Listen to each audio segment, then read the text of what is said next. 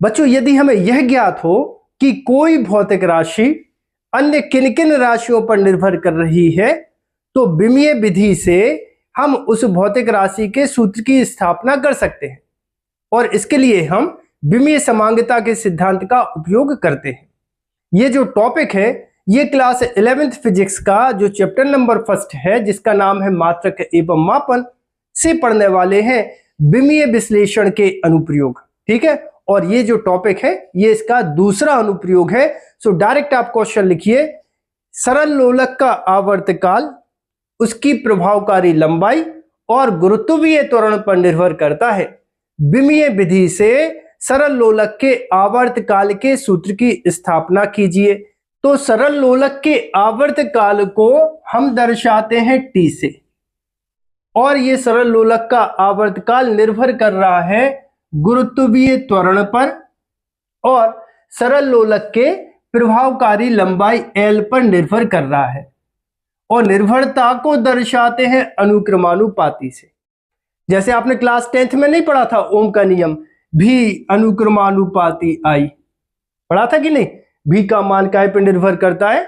आई पर निर्भर करता है। ठीक है, तो उसी प्रकार से सरल लोलक का आवर्तकाल गुरुत्वीय त्वरण और उसकी लंबाई पर निर्भर कर रहा है। फिर जैसे ही तुमने अनुक्रमानुपाती का चिन्ह हटाओगे तो क्या आ जाएगा? एक कांस्टेंट आ जाएगा k, और यहां पर कितना है g, और यहां पर कितना है l। तो यहां पर a की घात लगा दो, इस पर b की घात लगा दो, और इसको दे दो समीकरण नंबर 1। ठीक है, अब दोनों पक्षों की विमाएं लिख देना। तो t का मतलब क्या है? टाइम। t मतलब क्या है? टाइम। तो टाइम की विमा टाइम ही होती है, और 1 टाइम है, एक ही बार t लिखा है तो 1 की पावर लगा देना। फिर g क्या होता है? गुरुत्वीय त्वरण। g मतलब क्या होगा? गुरुत्वीय त्वरण, और गुरुत्वीय त्वरण का जो विमीय सूत्र होता है वो होता है LT-2। ठीक, उसके बाद L मतलब क्या है? लंबाई। L मतलब है लंबाई, तो लंबाई का जो विमीय सूत्र है वो होता है L फॉर लेंथ। लंबाई कितने टाइम है? 1 टाइम है, तो यहां पर 1 की पावर लगा देना। अब ये मान समीकरण 1 में रखने पर, तो देखो यहां पर लिखना सभी विमाएं, ठीक है, समीकरण 1 में रखने पर। चलो रखें। तो t कितने टाइम है? 1 टाइम है, तो t की विमा क्या है? 1। फिर बराबर के क्या है? नियतांक, और नियत राशि का कोई विमीय सूत्र होता नहीं है। इसके बाद क्या है? g। तो g क्या है? गुरुत्वीय त्वरण। तो गुरुत्वीय त्वरण का विमीय सूत्र क्या बना? LT-2। ठीक, उसके बाद क्या है? L। L की विमा क्या है? L है कितने टाइम है? 1 टाइम है, और उसके बाद देखो बाहर क्या पावर लगी है? a की, तो यहां पर a की पावर लगा देना, और यहां पर L पर कितने की? b की पावर है, तो b की पावर लगा देना। बोलो यहां तक क्लियर है क्या? ओके। फिर आगे हल करना। यहां पर t कितने टाइम? 1 टाइम, बराबर के नियतांक है, इसका विमीय सूत्र होगा नहीं।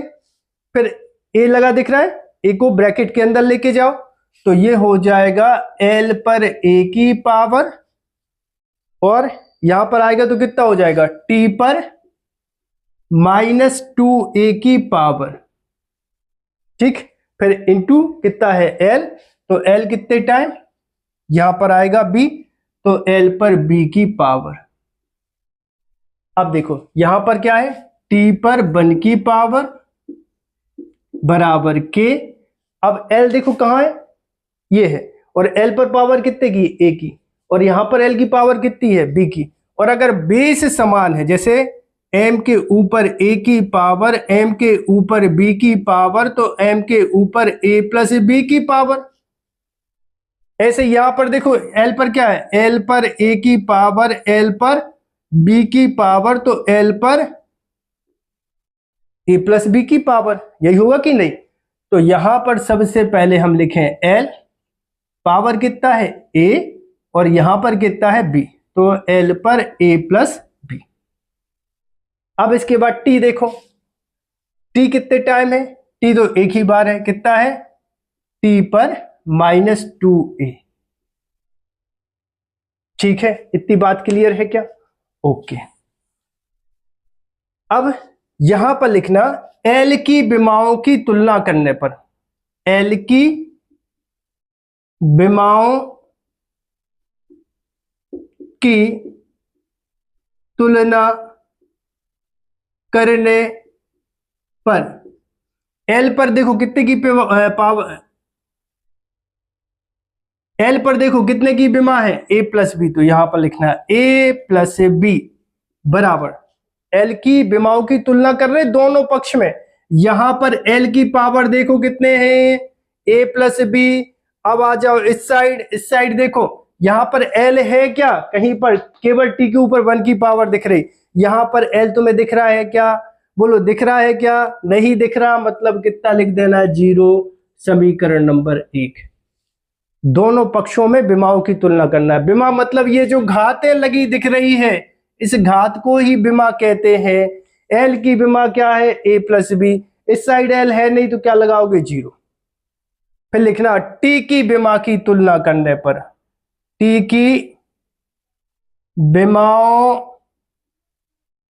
की तुलना करने पर, t की विमा देखो कितनी है -2a, तो यहां पे -2a आ जाएगा।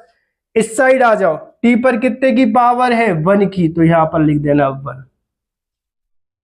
दोनों पक्षों की विमाओं की तुलना करना है, t की विमा की तुलना, L की विमा की तुलना, m की विमा की तुलना करना। तो यहां पर m तो है ही नहीं। अब इसको जब तुम a के बराबर करोगे तो ये हो जाएगा -1/2। तो ये किसका मान मिल गया, ये हमें मान मिल गया a का। मैंने दिल वहीं लगाया जहां दिल लगाना मना था। अब आगे देखो, a का मान समीकरण 2 में रखने पर, इसको समीकरण 2 दे दो क्योंकि एक तो अपन ने इसको दे देना। ठीक है, समीकरण 2 में a का मान रखने पर, तो ये कितना हो जाएगा बेटा, समीकरण 2 में a का मान रख रहे हैं तो यहां पर a लगा दिख रहा है क्या, मान रख दो कितना -1/2 प्लस फिर कितना है b, तो यहां पर b बराबर कितना है 0 है। b के बराबर करोगे तो कितना हो जाएगा, इसको इस साइड लेके आओगे पक्षांतर करोगे तो +1/2। ये हो गया a का मान और ये हो गया b का मान, और ये a और b के मान, a और b के मान समीकरण 1 में रखने पर, चलो रखें तो यहां पर देखो t फिर क्या है, इसको अनुक्रमानुपाती का चिन्ह हटाया था तो क्या आ गया था k, फिर g था और g पर क्या था a की पावर, यहां पर a की पावर थी यहां पर b की पावर थी ना, समीकरण 1 अगर भूल गए हो तो a का मान कितना आ गया बेटा, a का मान आ गया -1/2। फिर है l, तो l पर कितने की पावर है b की, b का मान कितना आ गया 1/2। इसके बाद अब आगे देखो बच्चों, इसको हम लिख सकते हैं t बराबर यहां पर है k, अब l पर कितने की पावर है 1/2 की, और g पर कितने की पावर है -1/2 की।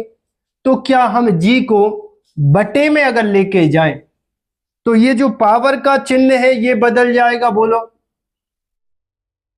राइट। मतलब अब हम इसको लिख सकते हैं t बराबर k l/g पर टोटल 1/2, और 1/2 का मतलब क्या होता है रूट, तो t बराबर k √ क्या हो जाएगा l/g। तो बच्चों ये सरल लोलक के आवर्तकाल का सूत्र है। आई होप आप सभी को वीडियो पसंद आया होगा। यदि आप सभी को वीडियो पसंद आया हो तो चैनल को सब्सक्राइब करें, वीडियो को लाइक करें और वीडियो को अपने दोस्तों के साथ शेयर करें। मिलते हैं बच्चों अगले वीडियो में।